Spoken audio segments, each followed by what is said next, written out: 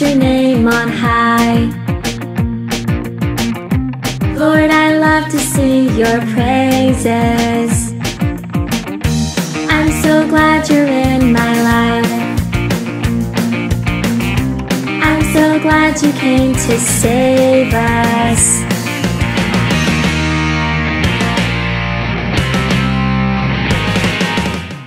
Shalom Kids PPL. Di tahun yang baru ini kita akan sama-sama mulai memperkatakan visi tahun 2022. Adik-adik ikutin ya. Kids PPL siap bangkit menjadi terang bagi sesama. Sekali lagi ya, adik-adik ikut ya. Kids PPL siap bangkit menjadi terang bagi sesama. Wah, aku dapat makanan nih. Kak, minta dong. Ih, nggak boleh, kan ini punya aku. Satu gigit aja, Kak. Nggak boleh. Sekecil bakteri. Enggak deh. Ya udah, Kak. Tapi kata Tuhan kita harus selalu berbagi. Ih, tapi nggak mau. Ini kan punya aku. Ya udah, kalau gitu Kakak mendingan beribadah bareng Evelyn buat bonus Kakak yang berdoa ya. Ya udah deh. Teman-teman semua, sebelum kita memulai beribadah hari ini, marilah kita berdoa. Tuhan Yesus yang baik, terima kasih karena Engkau telah melindungi kami selama kami melakukan aktivitas. Tuhan, sebentar kami akan memulai ibadah kami pada hari ini. Tuhan sertai dari awal sampai akhir kami beribadah. Terima kasih Tuhan, di dalam Tuhan Yesus kami berdoa. Amin. Selamat beribadah. Selamat beribadah. Adik-adik, semua harapan kita harus diserahkan pada Tuhan dan yakin bahwa masa depan kita ada di tangan Tuhan. Yuk, kita sama-sama nyanyi lagu penuh harapan.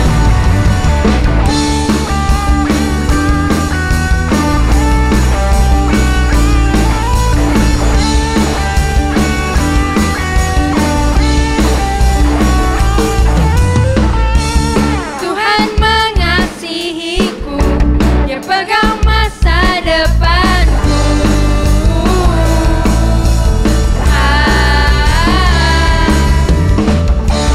Takkan pernah ku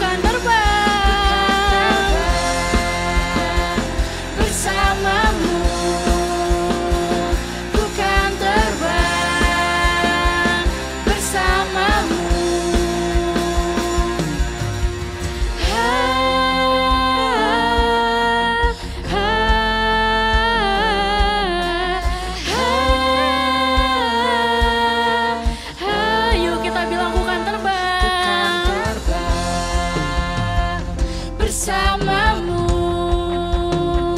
Ku kan terbang bersamamu, memuliakan-Mu Tuhan di setiap langkahku. Dengan segenap hatiku, ku kan bangkit menyatakan kasih-Mu, melakukan firman-Mu, menyenangkan hati-Mu di hidupku. Yuk saya ku kan terbang bersamamu. Ku kan terbang bersamamu. Ku kan terbang bersamamu. Ku kan terbang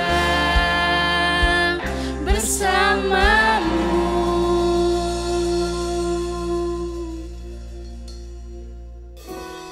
Yuk adik-adik, kita mau siapin hati kita. Kita mau sembah Tuhan lebih lagi, lebih dalam lagi. Yuk. Selamanya Tuhan tetap Allah di dalam hidup kita. Sekarang kita mau bilang,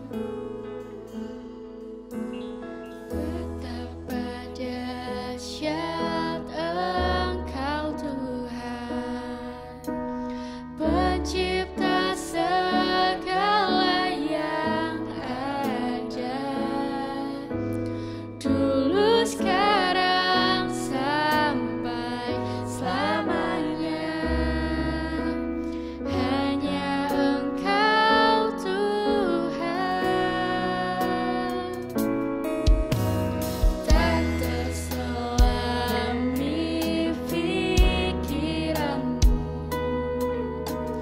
tak terukur panjang setiamu, dulu sekarang sampai selamanya. Hanya Engkau Tuhan, ku sembah Engkau Yesus. Hanya Engkau Allah di hidupku, tiada yang lain, hanya Kau, hanya Engkau Tuhan selamanya. Kau tetap Allah walau dunia semua bergoncang, tak tergoyahkan. Kau tetap Allah. Yuk kita mau ulangi lebih sungguh-sungguh sama Tuhan. Betapa dahsyat Engkau Tuhan, Pencipta segala yang ada, dulu sekarang sampai selamanya. Hanya Engkau Tuhan, tak terselami pikiranmu, tak terukur panjang setiamu, dulu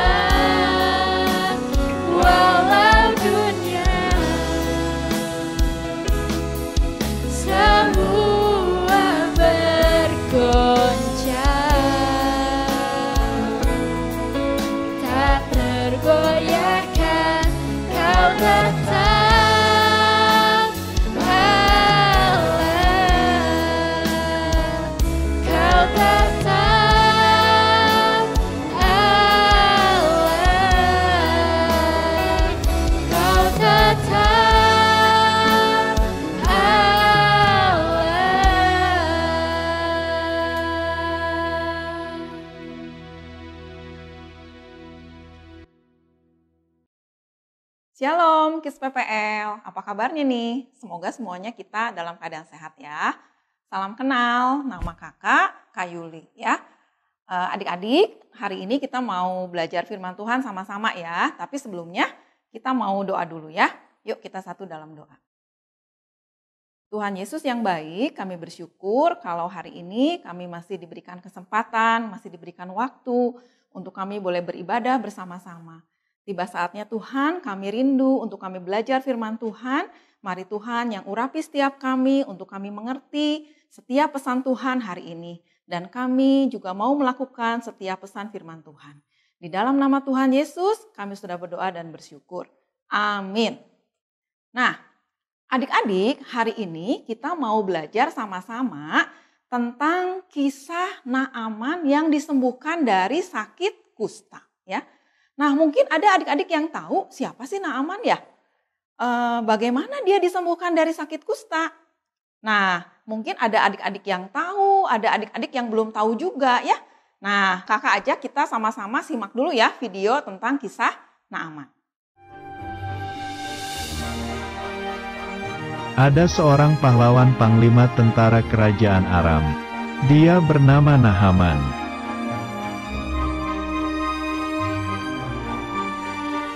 Suatu hari, Naaman menderita sakit kusta. Luka-luka besar muncul di tubuhnya.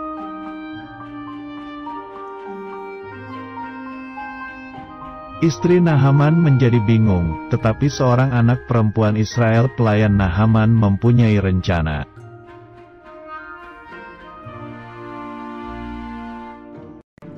Pelayan itu memberitahu bahwa ada seorang nabi di Samaria yang bisa menyembuhkan Naaman.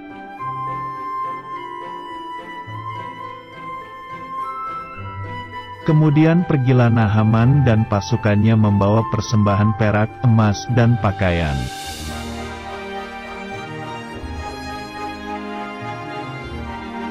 Nabi Elisa tidak menemui Naaman, tetapi menyuruh seorang pelayan untuk menemui Naaman.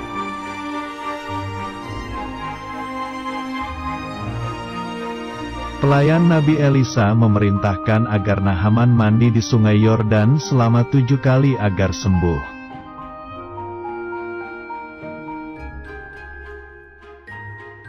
Tetapi, Naaman menjadi marah karena Nabi Elisa tidak mau menemuinya dan mandi di sungai yang kotor.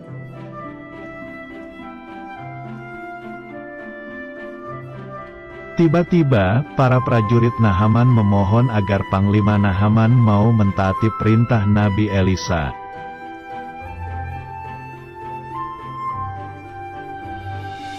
Akhirnya, Naaman pun pergi ke sungai Yordan.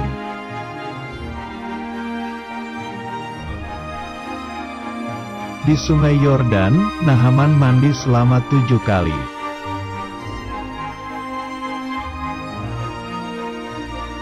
Penyakit kusta yang ada di badan Naaman semuanya hilang. Naaman telah sembuh.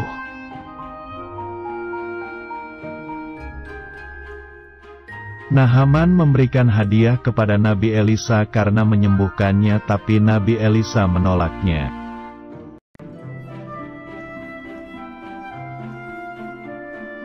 Karena Elisa hanya pelayan, Tuhan yang menyembuhkan.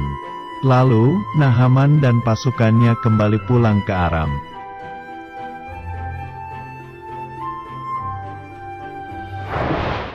Nah, adik-adik, tadi sudah lihat video tentang kisah Naaman ya. Kisah Naaman ini ada di Alkitab di 2 Raja-Raja 5 ayat 1 sampai 27. Adik-adik bisa buka ya, di 2 Raja-Raja 5 ayat 1 sampai 27. Jadi Naaman itu adalah seorang panglima perang ya, seorang pahlawan juga. Dia adalah seorang pahlawan tentara Aram ya. Nah, saat itu ketika Naaman kena sakit kusta, dia datang ke seorang nabi di Israel. Nama nabi itu adalah Nabi Elisa ya. Nah, Nabi Elisa meminta Naaman untuk mandi di sungai Yordan sebanyak 7 kali adik-adik ya. Nah, akhirnya ketika Naaman mau dia untuk mandi di sungai Yordan sebanyak 7 kali, terus Naaman bisa sembuh dari sakitnya. Ya. Nah, waktu Naaman sembuh, dia merasa senang sekali. Waduh, aku bisa sembuh gitu ya. Nah, kemudian dia ingin memberikan persembahan pada Nabi Elisa. Tapi adik-adik lihat tadi di videonya ya, Elisa tidak mau menerima persembahan dari Naaman. Karena Elisa merasa bahwa yang menyembuhkan Naaman siapa? Tuhan Yesus yang menyembuhkannya, bukan Elisa. Ya, jadi Elisa hanya sebagai seorang hamba, seorang pelayan Tuhan. Nah, adik-adik, apa sih yang mau kita ambil ya? Apa yang mau kita pelajari dari kisah Naaman ini? Kita mau pelajari satu karakter, yaitu tentang tidak serakah. Ya, nah apa sih serakah itu? Kalau kita mau belajar dari Kamus Besar Bahasa Indonesia, ya, serakah itu artinya kita ingin memiliki lebih dari yang dimiliki. Ya, atau kata lainnya adalah tamak. Kata lainnya lagi adalah rakus. Nah, serakah ini bisa dalam hal apa? Bisa dalam hal makanan, ya, bisa dalam hal uang, bisa dalam hal barang, bisa dalam hal apapun. Jadi ingin memiliki lebih, ya, rakus. Itu adalah arti dari kata serakah. Nah, kalau kita lihat dari kisah Naaman, siapa sih yang serakah? Apakah Naaman yang serakah?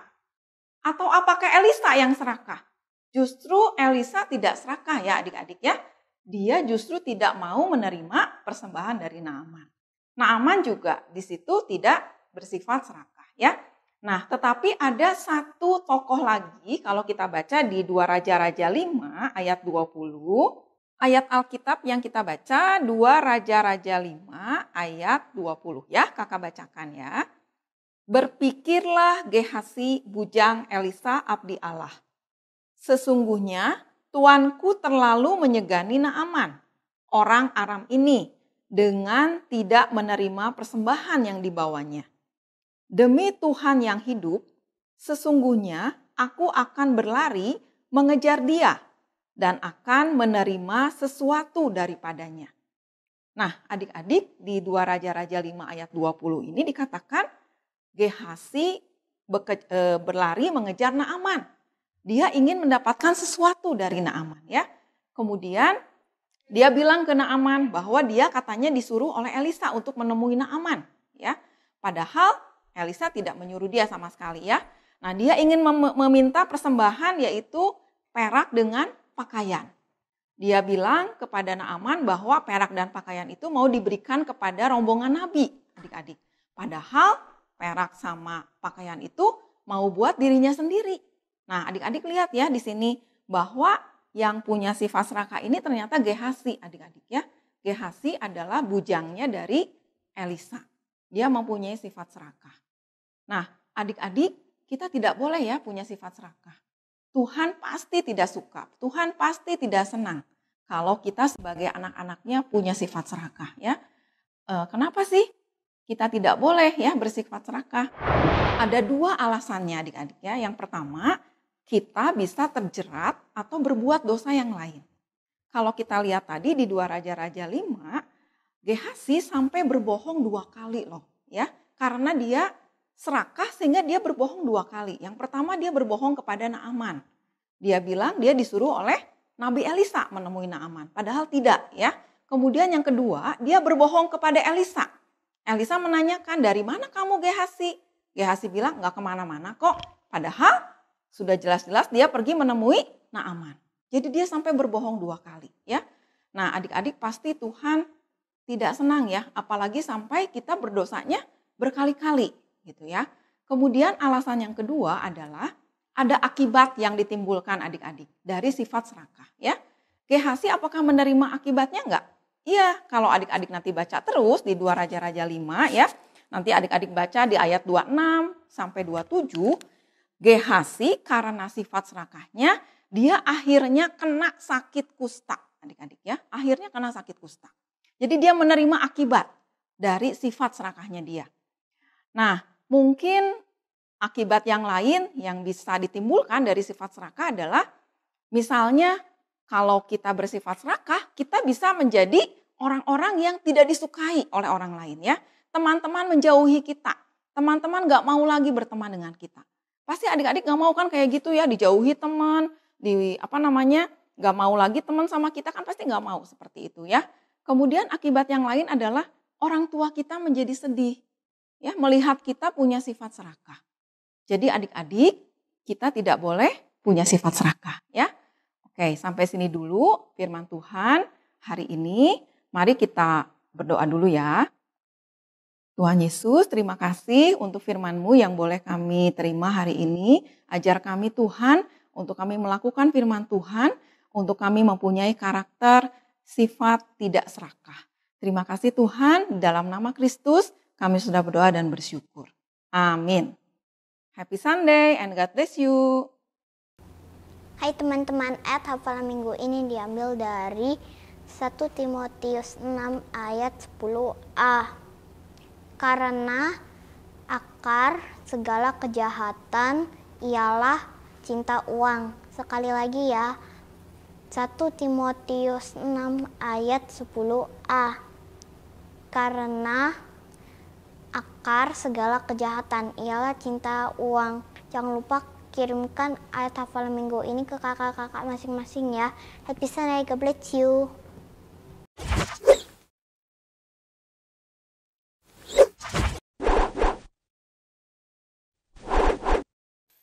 Amsal 6 ayat 6. Hai pemalas, pergilah kepada semut. Perhatikanlah lakunya dan jadilah bijak. Amsal 6 ayat 6. Hai pemalas, pergilah kepada semut. Perhatikanlah lakunya dan jadilah bijak. Terima kasih, God bless you. Happy Sunday. Ayat hafalan minggu ini diambil dari Amsal 6 ayat 6. Hai pemalas, pergilah kepada semut. Perhatikanlah lakunya dan jadilah bijak. Amsal 6 ayat 6. Hai pemalas, pergilah kepada semut. Perhatikanlah lakunya dan jadilah bijak. Amsal 6 ayat 6. Hai pemalas, pergilah kepada semut. Perhatikanlah lakunya dan jadilah bijak. Amsal 6 ayat 6. Hai pemalas, pergilah kepada semut. Perhatikanlah lakunya dan jadilah bijak. Amsal 6 ayat 6. Hai pemalas, pergilah kepada semut. Perhatikanlah lakunya dan jadilah bijak. Amsal 6 ayat 6. Hai pemalas, pergilah kepada semut. Perhatikanlah lakunya dan jadilah bijak. Amsal 6 ayat 6. Hai pemalas,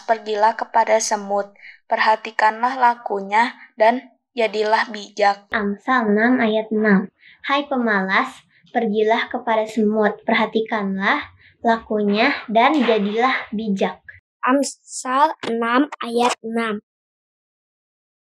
Hai pemalas, pergilah kepada semut. Perhatikanlah lakunya dan jadilah bijak. Amsal 6 ayat 6. Hai pemalas, pergilah kepada semut. Perhatikanlah lakunya dan jadilah bijak. Amsal 6 ayat 6. Hai pemalas, pergilah kepada semut dan perhatikanlah lakunya dan jadilah bijak. Amsal 6 ayat 6. Hai pemalas, pergilah kepada semut, perhatikanlah lakunya dan jadilah bijak. Amin. God bless you. Bye-bye.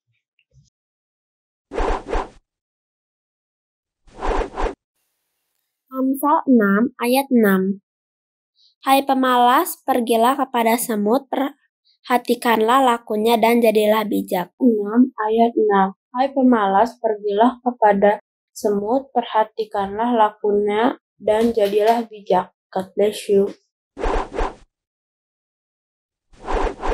Amsal 6 ayat 6. Hai pemalas, pergilah kepada semut, perhatikanlah lakunya dan jadilah bijak. Oke.